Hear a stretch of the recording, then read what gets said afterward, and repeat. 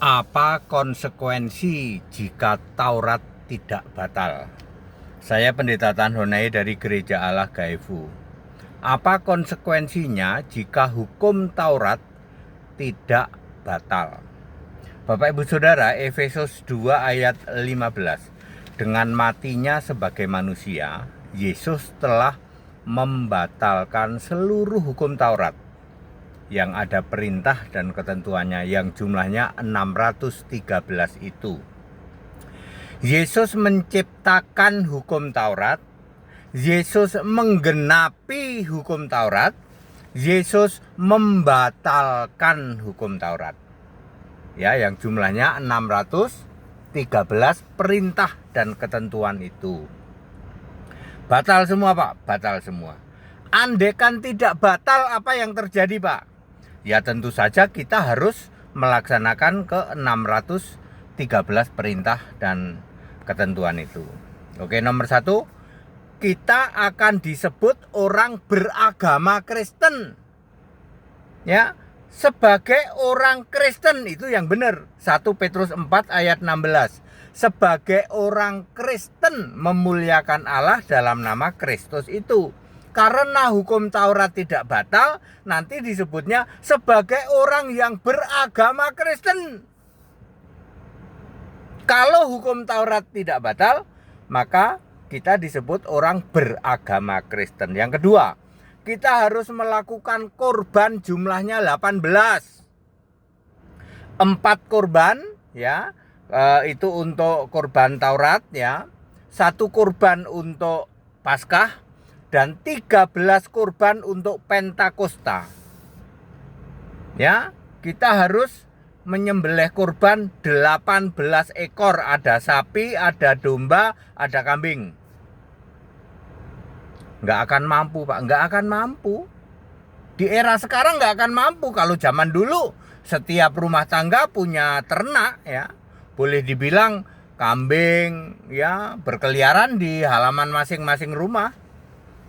Ya, jadi mudah bagi mereka, nggak masalah setahun sekali 1 ekor tambah 4 ekor 5 ekor, sementara yang 13 ekor kan keluarga besar. Tidak masalah. Kalau zaman sekarang tidak mungkin. Wong zaman sekarang korban 1 aja harus pakai proposal. Ya. Korban 1 aja ngajuin proposal loh. Ya. Seperti itu ya. Ya. Itu pun dikasih halusinasi nanti naik mobil apa? Lamborghini katanya di surga. Ya. Kemudian yang ketiga ini dia, Anda harus sunat loh. Sunatnya umur 8 hari. Astagfirullah. Kalau Taurat tidak batal, Anda harus sunat pada saat bayi umur 8 hari.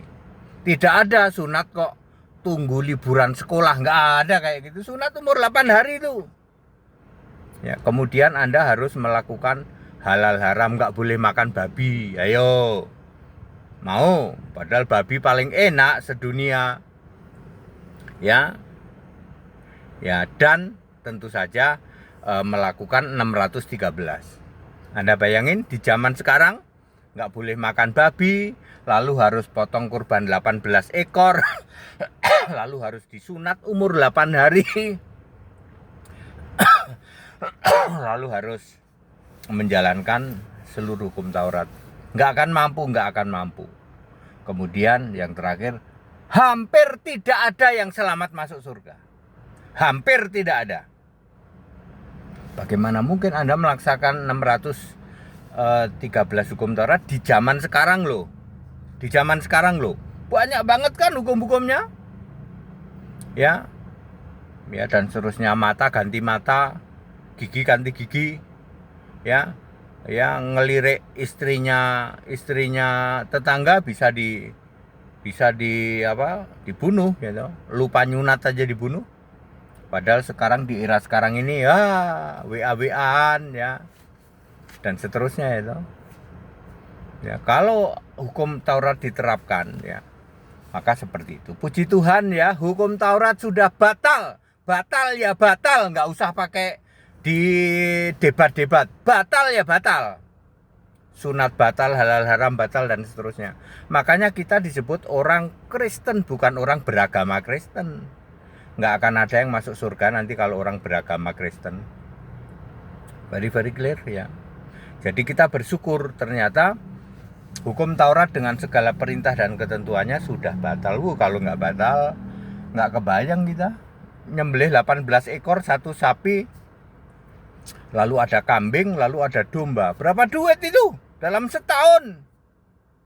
Ya, yang untuk orang itu minimal 5. Sekarang nyembelih 1 ekor aja pakai proposal. Proposalnya merengek-rengek, minta dong. Ya, untuk apa? Itu pun yang dipotong entah berantah itu ya toh. Untuk apa juga kita nggak tahu, korban bakaran bukan. Malah korban Ibrahim katanya. Ibrahim mengorbankan anak. Padahal nggak ada itu di Alkitab, nggak ada. Kita harus mengingat pengorbanan Ibrahim dengan potong kurban, nggak ada kayak gitu. Baik, very very clear. Jadi kita bersyukur ya, hukum Taurat sudah dibatalkan. Hukum Taurat diciptakan oleh Yesus, digenapi oleh Yesus, dibatalkan oleh Yesus. That's it. Haleluya, amin.